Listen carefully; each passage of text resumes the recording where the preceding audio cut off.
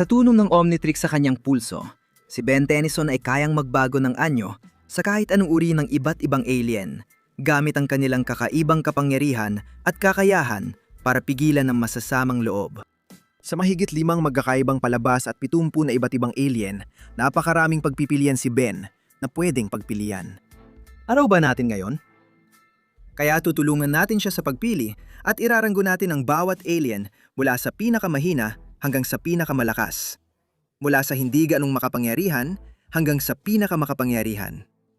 Kaya simulan na natin. Kamusta mga kaibigan? Ako si Danko. Gumagawa ako ng pagsusuri ng mga laban, power ranking videos at malalim na talakayan tungkol sa paborito ninyong karakter at prangkisa. May bagong video linggo-linggo. Kaya kung okay sa iyan, umupo ka lang at mag-enjoy sa video. Pindutin mo ang like button kung gusto mo, o pindutin mo na rin ang subscribe button habang nandyan ka na. Si Walker Trout marahil ang pinakamasamang alien ni Ben. Mas malala pa kaysa sa alien na tinawag na pinakamasama. Si Walker Trout ay may madulas na katawan. Kaya siguro madali siyang dumulas at mahirap hawakan. Pero bukod doon, wala na talaga siyang ibang maipagmamalaki. Maliit siya, mahina, at mabagal. Literal na ang tanging lamang lang niya ay madulas siya. Ang pinakamasama ay halos hindi masira. Kaya niyang tiisin halos anumang atake na dumating sa kanya dahil sa malambot at parang blob na katawan niya. Gayunpaman, kahit hindi siya masira, nakakaramdam pa rin siya ng sakit. Bukod pa dyan, wala rin talaga siyang ibang kapangyarihan o anumang bagay na magagamit sa laban. Ibig sabihin, ang pinakamasama ay parang punching bag lang talaga ng mga kalaban. Ang pangunahing kakayahan ni Chameleon ay magkubli. Kaya niyang tuluyang magtago sa kanyang paligid hanggang sa magmukha siyang hindi nakikita. Kahit nagmumukhang invisible si Chameleon, binabago lang niya ang kulay para bumagay sa background. Ibig sabihin makikita mo pa rin siya sa anino at madali siyang masubaybayan ng may mas matalim na pandama. Si Spitzer ay isang maliit, bilugang alien na parang pufferfish at nakatayo sa 2 paa. Kaya ang magpalobo ng alien na ito hanggang maging parang bola at mula dun ay makakapagbuga siya ng malakas na putok ng sobrang madulas na uhog. Si Jury Rig ay isang maliit na gremlin na alien na may matinding kagustuhan na baklasin at buwing muli ang mga makina. At siguradong sapat ang talino ni Jury Rig para gawin yon. Kaya niyang buuin at kalasin ang kahit anong uri ng makina sa loob lang ng ilang segundo. At makagawa rin ng komplikadong makina mula sa simula ng kasing bilis. Kaya ang kopyahin ni Dito ang sarili niya ng walang limitasyon gamit ang binary fission at nakakadoble rin siya agad. Wala doon bawat Dito ay gumagalaw ng mag-isa. Kaya nila gawin ang maraming gawain ng sabay-sabay. Ngayon, sa loob ng ilang panahon, lahat ng mga Dito ay may koneksyon para malaman ang kalagayan ng isa't isa. Ibig sabihin, kapag nasakta ng isang Dito, mararamdaman din ng lahat ng iba ang parehong sakit. At kung napatay ang isang Dito, lahat ng iba pa ay otomatikong namamatay din. Gayunpaman, mukhang hindi na ganoon na yon. At ngayon ay magkakahiwalay na sila pagdating sa sakit na nararamdaman ng bawat isa. Si Molstache ay parang isang daga na may bigote. At ang bigote niya ay malayang nababago at kasing liksi ng kahit anong bahagi ng katawan. Kaya nitong humaba at magbago ng hugis sa iba't ibang anyo. Habang ginagawa niya ito, kaya niyang balutin ang kalaban, bumuo ng kamay, lumaban at magbuhat. Pwede rin niya itong gawing parachute o propeller. Si Ball Weevil ay isang maliit na insekto na kayang magdura ng malagkit na bola ng plasma na kayang sumipsip ng bagay tapos sumasabog kapag tumama. Habang lumalaki ang bola niya, lalong malakas ang pagsabog. Ang problema lang, pwedeng masaktan si Ball Weevil ng sarili niyang plasma balls at maipit sa plasma. Hindi maganda ang itsura nun. Si Wildmutt ay parang isang alien na aso. Pero dahil wala siyang mga mata, ang pangunahing kakayahan niya ay ang kanyang pang-amoy. Ang paningin niya ay parang 3D na mapa ng kanyang paligid. Kapag pinagsama mo yon sa mas pinahusay niyang pandinig, parang radar na ang mga pandama niya. At syempre, parang alien na aso. Malakas, mabilis, at kayang umatake gamit ang matutulis niyang ngipin at kuko. Si Ripjaws ay parang sirena, pero malayong malayo kay Ariel at mas nakakatakot dahil pinaghalong buwaya, pateng at igat.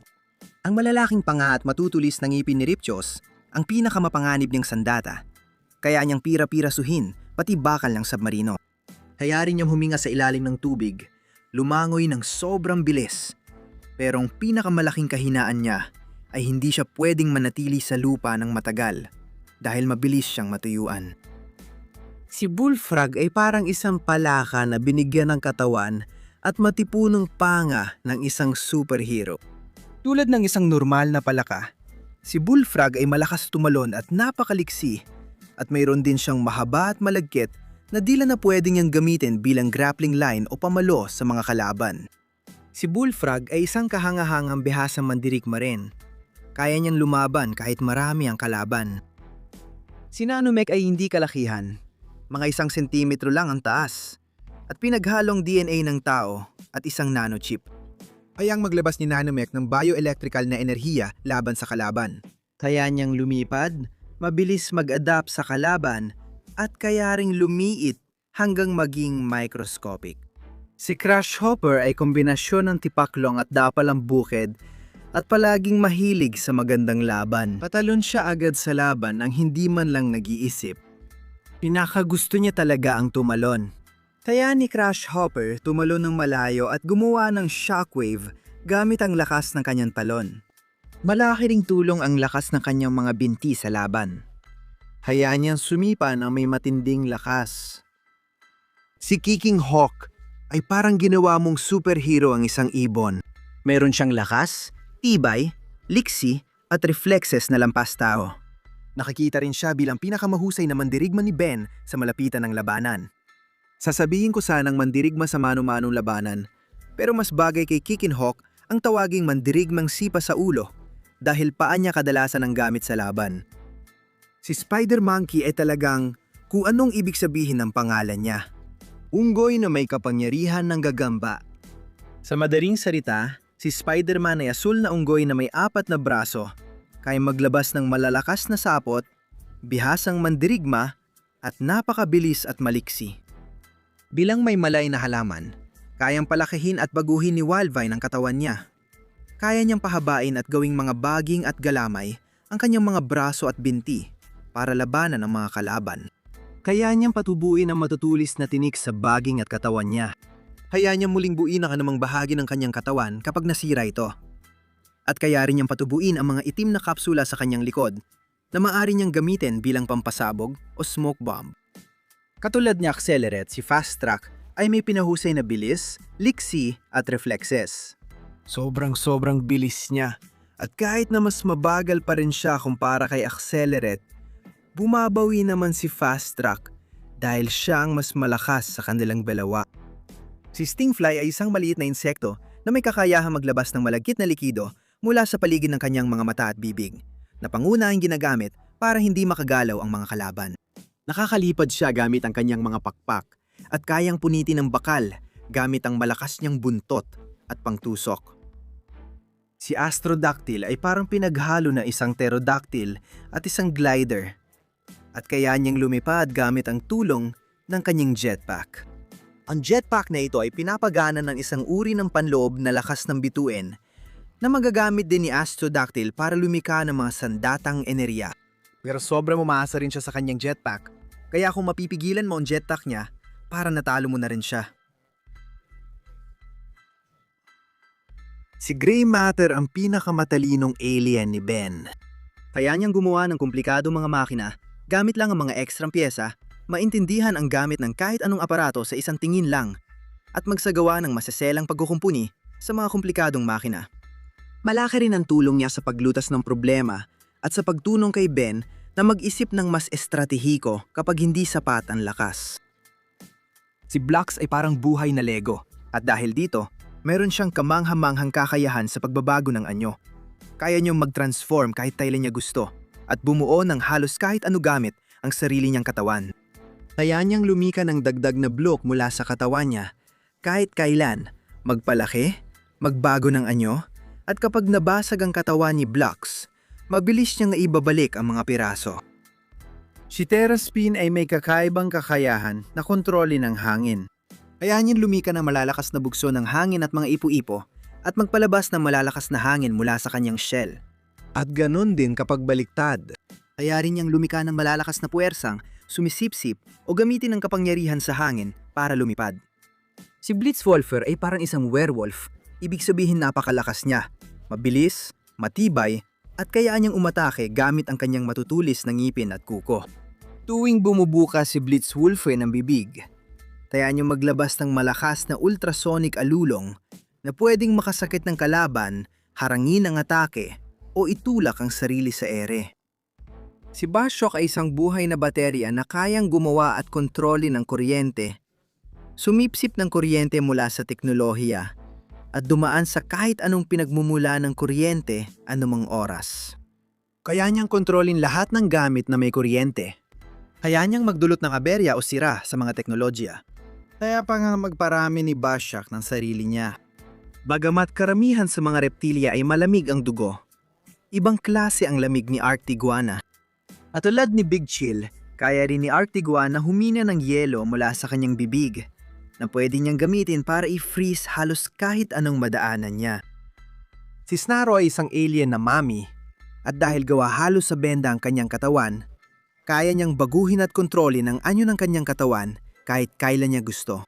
Kaya niyang pahabain ng benda para igapos ang kalaban. Kaya niyang mag-regenerate at buuin muli ang sarili kahit anong atake. Dahil walang laman ang katawan niya, kaya rin ni Snarrow paghiwa-hiwalayin ng sarili para umiwas at pagkatapos ay buuin ulit para gumante. Si Water Hazard ay isa sa pinakamakapangyarihang taga-kontrol ng tubig sa universo. Kayang magpakawala ng malalakas na bugso ng tubig mula sa mga butas sa kanyang mga kamay. Kaya rin niyang sumipsip ng tubig at baguhin ang temperatura ng kanyang kapangyarihan mula mainit hanggang malamig gamit ang parehong butas.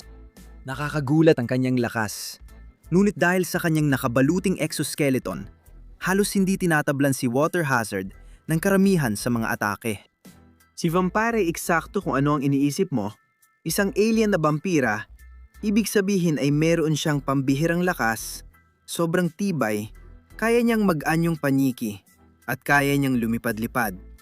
Pero kaya rin ni Vampire na kontrolin ang mga undead na alien, O sumipsip at kumain ng enerhiya ng mga buhay na nilalang.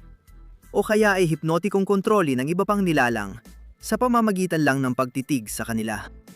Ang buong katawan ni Aigay ay nababalutan ng mga mata, maliban nakakatawa sa kanyang muka kung saan dapat naroon ang kanyang mga mata. Dahil sa dami ng mga matang ito, halos may 360 degree na paningin si Aigay, kaya napakahirap siyang lapitan na hindi niya namamalayan. Kaya rin niyang maglabas ng berdeng enerhiya mula sa kanyang mga mata at may iba't ibang epekto ang bawat sinag. Kaya niyang magpalabas ng yelo, kuryente, malagkit na likido, apoy, halos kahit ano. Si Apchok ay isang buhay na basurahan. Hayaan niyang bumuka, habaan ng dila, at kainin halos lahat ng humarang sa kanya. Seryoso talaga ako, kahit ano. Kaya pa niyang lamunin ang purong enerhiya. Tapos mula sa lahat ng kinain ni Apchok, kaya niyang gawing mga sumasabog na bola ng likido yon na pwede niyang ihagis sa mga kalaban.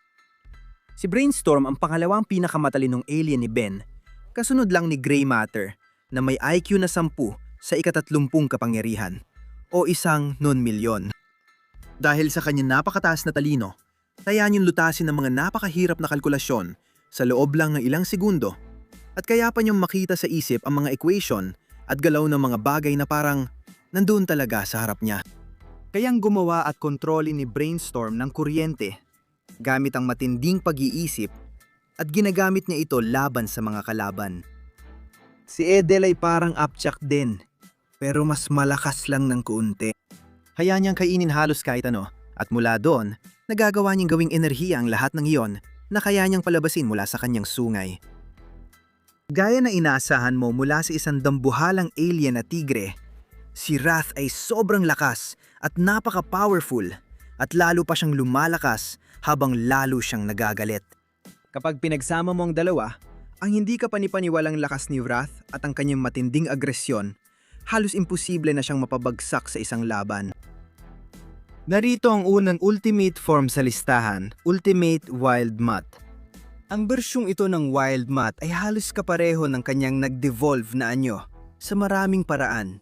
Maliban na lang sa mas malaki at mas malakas siya ngayon. May buntot siyang kahawig ng alakdan na pwede niyang igalaw at gamitin sa laban. Si Upgrade ay tinatawag na isang Mechamorph. Ibig sabihin ang kanyang katawan ay gawa lahat sa mga nanite. At dahil doon, kaya niyang agad na baguhin at kontrolin ang kanyang katawan kahit kailan niya gusto. Madalas ay pinagsasama at kinokontrol niya ang kahit anong teknolohiya na kanyang mahawakan. Kapag nag-merge si Upgrade sa isang teknolohiya, siya na ang may buong kontrol dito at kaya niyang baguhin at manipulahin ang teknolohiya ng walang limitasyon. Si Accelerate ay isa sa pinakamabilis na alien ni Ben. Dahil sa kakayahan niyang manipulahin ang friction niya, madali niyang naabot ang bilis na higit sa 500 milya kada oras. Kaya niyang bumilis ng sobra na parang humihinto ang oras sa paligid niya. At kaya rin niyang tumakbo sa pader at tumawid sa ibabaw ng tubig. Si Four Arms ay isa sa mga orihinal na alien ni Ben at ang pangunahing kakayahan niya ay ang kanyang pambihirang lakas, kaya siya ang perpekto kapag kailangang labanan ni Ben ang mas malalaki o mas malalakas na kalaban. At habang tumatanda si Four Arms, lalo siyang lumalakas. Ibig sabihin, lalo pang magiging makapangyarihan ng alien na ito habang tumatanda si Ben. Nagsimula si Spider Monkey bilang maliit na unggoy na may kapangyarihan ng gagamba, habang si Ultimate Spider Monkey ay dambuhalang gorilya na may malalakas na paa ng gagamba. Mas malakas at mas makapangyarihan siya kaysa sa karaniwan niyang anyo. At bukod sa kayang maglabas ng sapot tulad ni Spider Monkey, si Ultimate Spider Monkey ay mas maraming at mas malalakas pang sapot ang kaya niyang ilabas.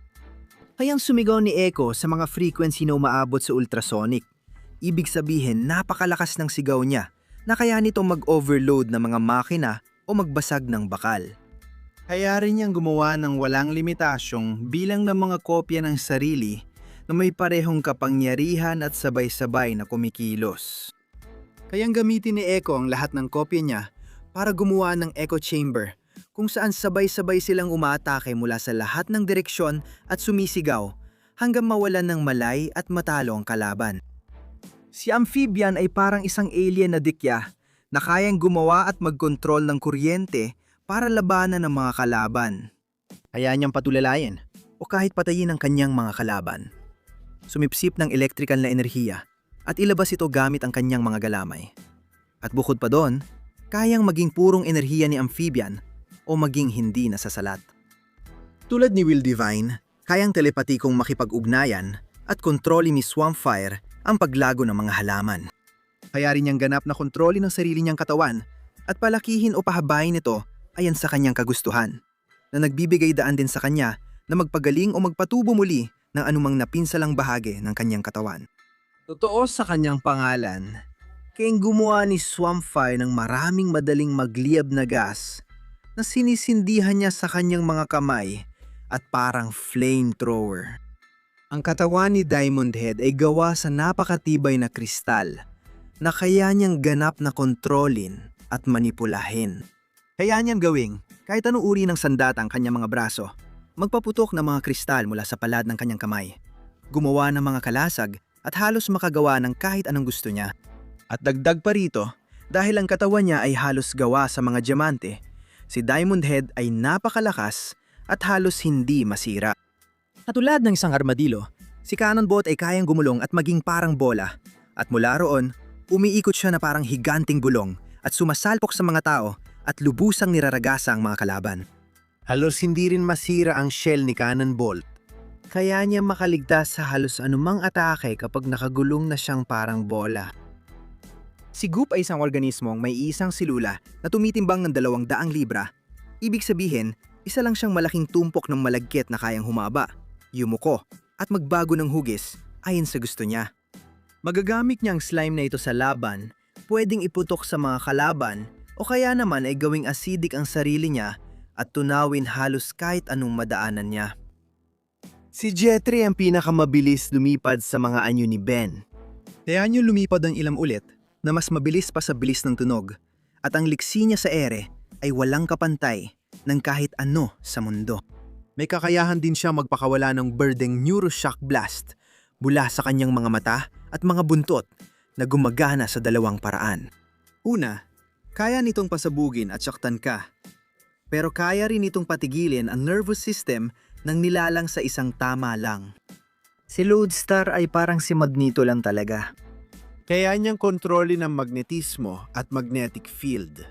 Kaya niya magpalabas ng mga pagsabog ng magnetic energy, kontrolin ng metal gamit ang telekinesis, at kung sakali may mangyari sa kanya o masugatan siya, pwede niyang ayusin ang sarili niya at buuin ulit gamit ang magnetismo.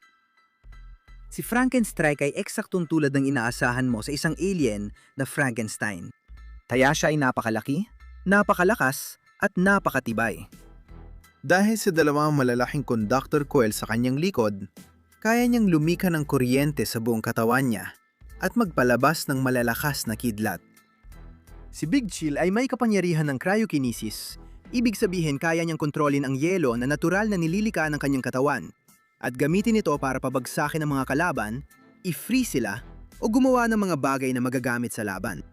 Kaya niyang lumipad sa ere, magyelo ng mga bagay sa pamamagitan lang ng paghawak dito. At kaya rin niyang maging hindi nasasalat. Ibig sabihin kaya niyang magyelo ng mga bagay sa simpleng pagdaan lang niya sa mga ito. Si Shock Squash ay isang dambuhalang electrical na yeti. Kaya niyang mag-charge gamit ang static na kuryente at kapag sapat na ito, kaya niya maglabas ng malalakas na kidlat laban sa kalaban. Si Chroma Stone ay may kakaibang kakayahang mag-ipon ng iba't ibang uri ng enerhiya sa kanyang katawan na kaya niyang gawing makukulay na sinag ng enerhiya at ilabas mula sa kanyang katawan. Nakasalalay din lahat ito sa kung gaano kalakas ang bugso ng enerhiya na kanyang naabsorb. Mas malakas ang energy blast ni Chroma Stone kapag mas marami siyang naabsorb na enerhiya. Kayang gawing hindi nasasal at hindi makita ni Ghost Freak ang sarili niya na magagamit niya bilang depensa at para makalusot ng hindi napapansin. Hindi lang yon, kaya rin ni Ghost Freak sakupin at kontrolin ang katawan at galaw ng mga kalaban niya, parang poltergeist. Si Heat Blast ay isang pyrokinetic, kaya niyang gumawa at kontrolin ang matinding init at apoy mula sa katawan niya. Kaya niyang hubugin ang apoy sa gustong anyo, Magpalabas ng fireball, suntuking gamit ang apoy, at bumuga ng apoy na parang dragon. Kaya rin niyang sumipsip ng init at apoy, hindi lang gumawa nito. Kung gusto niya, kaya niyang pasabugin ang kanyang apoy. si Armadillo ang pinakamahusay na tagahukay dahil sa malalaking braso niyang parang jackhammer na kayang maghukay sa lupa. At sa simpleng paglalagay ng kanyang mga kamay sa lupa, kayang lumika ni Will Armadillo ng malalakas na lindol kahit umabot pa sa magnitude 10 ang lindol. Malaki ang silbi nito sa laban dahil kaya niyang paliparin ang kalaban sa bawat suntok na ibinabagsak. Si Ultimate Swampfire ang pinakamatinding anyo ni Swampfire na mas mukha ng naglalagablab na puno kaysa isang naglalakad na halaman. Mas malaki ang kontrol niya sa mga halaman kumpara sa kanyang pangunahing anyo. Kaya niya maglabas ng mas mainit at malakas na apoy. Kaya pa niya magpatubo ng mga firebomb sa kanyang mga braso na pwede niyang tanggalin at ihagis bilang mga nakamamatay na pampasabog. Si Energy ay isang alien na patuloy na naglalabas ng radioactive na enerhiya. Kaya nananatili siya sa loob ng isang ligtas na containment suit para maiwasan ng isang insidenteng parang sa Chernobyl. Pero may ventilasyon sa containment suit para makapaglabas si Energy ng mga sinag ng matinding radioactive na enerhiya. Pwede namang lumabas si Energy sa containment suit kahit kailan niya gusto.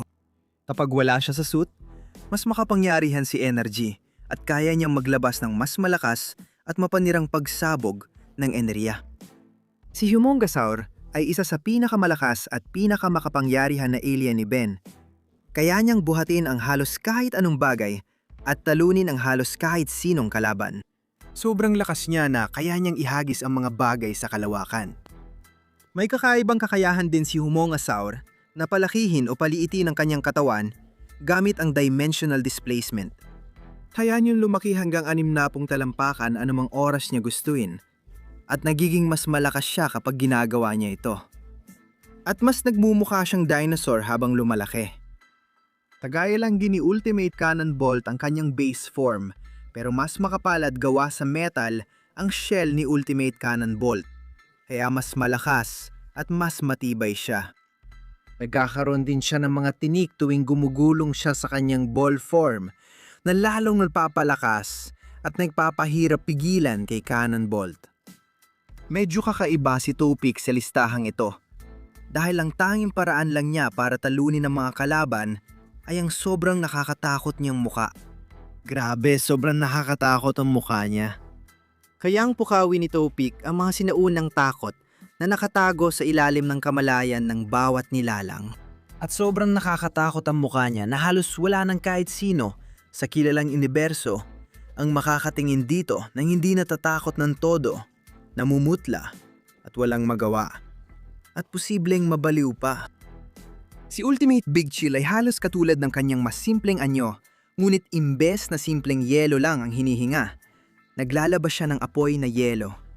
Apoy na sobrang lamig na parang sinusunog. Hindi masyadong may sense, pero sobrang astig pakinggan. Ang ilong ito ay mas matibay at mas malamig kaysa sa kanyang ibang anyo. Agad nitong ginagawang solidong yelo ang hangin sa paligid niya, at kaya rin itong gawing solidong yelo ang kahit sinong kalaban sa isang iglap. Mukhang diwata lang si Pesky Dust, pero isa siya sa pinakakinatatakutang alien sa buong universo. Kayang maglabas ni Pesky Dust ng espesyal na alikabok na nagpapatulog sa biktima. At mula doon, kaya niyang pumasok sa mga panaginip at kontrolin ang mga ito, binabago ang mga panaginip at ginagawang bangungot. Bukod pa rito, habang patuloy si Pesky Dust sa pagwiwisik ng alikabok na pampatulog, mananatiling natutulog magpakailanman ang kanyang mga biktima. Ang mga bitukan ni Gutroth ay naglalaman ng iba't ibang uri ng elemento at kemikal, kaya't para siyang naglalakad na kemikal na laboratorio. May kakayahan siyang gumawa ng iba't ibang uri ng compound at ilabas ang mga ito bilang gas, mula sa sleeping gas hanggang tear gas, asido, at halos kahit anong maisip niya. Siyempre, si Gutroth ay may mataas na kaalaman sa kimika, kaya palagi niyang naiisip ang tamang timpla para pabagsakin ang kanyang mga kalaban. Ang Ultimate Humongosaur ay napakalakas kumpara sa karaniwang Humongosaur, kaya madali niyang natatalo ang karamihan sa mga kalaban. At kaya pa niyang talunin ang mga normal na Humongosaur sa isang atake lang. Pero ang pinakamahalagang bag ay ang kakayahan niyang gawing baril ang kanyang mga kamay na kayang magpaputok ng bala o missile na nagdudulot ng matinding pinsala sa kahit sinong malas na tamaan nito. Kayang magpalabas ni Ultimate Echo ng Sonic Wave mula sa mga Sonic Disc sa katawan niya. At sapat ang lakas nito para madaling mapatumba ang pinakamalalakas na kalaban. Pero marahil ang pinakakahanga-hanga, nagawa pa niyang gamitin ang kanyang mga Sonics para pigilan ng isang nuclear fusion grenade na sapat ang lakas para wasakin ang mga kontinente. Si Waybig ang pinakamalaking alien ni Ben at napakalakas niya kahit pa sa laki niya.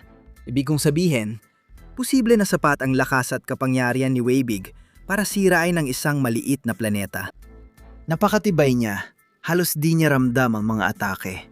Bihasa rin siyang mandalaban gamit ang kamay. At kaya magpalabas ni Waybig ng malakas na cosmic ray kapag pinag-cruise ang mga braso. Maaring hindi mukhang malakas si Feedback, pero nakakagulat talaga ang lakas niya. May kakayahan siyang sumipsip at ibalik ang mga energy attack. Pero kahit kadalasan ay kuryente lang, kaya talagang ibalik ni Feedback ang kahit anong uri ng enerhiya at kaya niyang ibalik ang walang hanggang dami ng enerhiya mula sa sobrang lapit na distansya.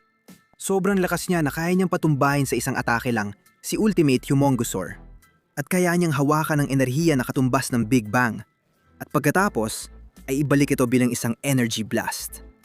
Si Gravitak ay isang maliit na planetang buhay na may sariling orbit at kayang kontrolin ng gravity sa paligid niya kahit kailan. Kaya niyang gamitin ang telekinesis para paliparin at panatilihin sa ere ang mga bagay. Kaya niyang hilahin ang mga bagay papunta sa sarili niyang orbit o kahit anong bagay ay kaya niyang tanggalan ng momentum. Teng gumawa ni Gravitak ng itim na butas. Posible rin siya makagawa ng quasar kapag lubos niya nakontrol ang kakayahang iyon, na isang napakalaking itim na butas. Tulad ng pangalan niya, si Atomix ay parang nuclear reactor na kayang lumika at kontrolin ang atomic o nuclear energy gamit ang kanyang mga kamay na nagdudulot ng matinding pinsala sa paligid. Ang kanyang nuclear blast ay kadalasang kayang tumapos ng halos kahit sinong kalaban na humaharang sa kanya, at kaya pa niyang gumawa ng mga orb ng nuclear energy na maaaring lumaki hanggang kasinlaki ng araw kung may sapat na pagsisikap at konsentrasyon. Dahil dito, si Atomix ay tinuturing na pangalawang pinakamalakas na alien ni Ben, pero sa tingin ko, may dalawa pang iba na may bahagyang mas matitinding ipinakitang kakayahan. Si Ultimate Weibig ay halos kapareho ng kanyang dating anyo. Pero mas malakas siya, mas malaki, at kayang maglabas ng mas makapangyarihang cosmic ray tuwing pinagtatawid niya ang kanyang mga braso. Si Weibig ay umaabot na sa antas ng planeta kahit sa kanyang normal na anyo pa lang. Sa kanyang ultimate na anyo, dapat ay umaabot na siya sa antas ng bituin. Ayan pa nga, kaya niyang tiisin ang pagsabog na singlakas ng isang solar system. Si Clockwork ay may kakayahang chronokinesis. Ibig sabihin, siya ay may ganap na kontrol sa mismong oras. Sa pamamagitan ng time race, kaya niyang ipadala ang mga tao pabalik sa nakaraan o sa iba't ibang timeline, gawing alikabok ang bagay sa mabilis na pantanda at i-rewind ang personal nilang oras. Kaya niya maglakbay sa panahon at pabagalin ng oras sa paligid niya. Si Clockwork ay nagawang baliktarin pa ang Chrono Sapien Time Bomb, isang bomba na sumira ng walang hanggang mga timeline sa loob ng multiverse. Pero walang duda, ang pinakamakapangyarihang alien ni Ben ay si Alien X. Wala nang dapat pagtalunan pa. Tayang baluktutin ni Alien X ang buong realidad, ang buong panahon at lahat ng espasyo ng madali. Sa madaling salita, kaya ni Alien X ang lahat. Isa siyang nilalang na hiwalay sa mismong universo. Ibig sabihin, kaya niya mabuhay kahit masira ang universo. Kayang lumika at muling lumika ng mga universo kahit kailan niya gusto. Lahat ng kapangyarihan ay nasa kanya. Maaring magkatotoo kahit iniisip lang niya. Daya ng sinabi ko, si Alien X ay literal na kayang gawin ang kahit ano at lahat ng bagay.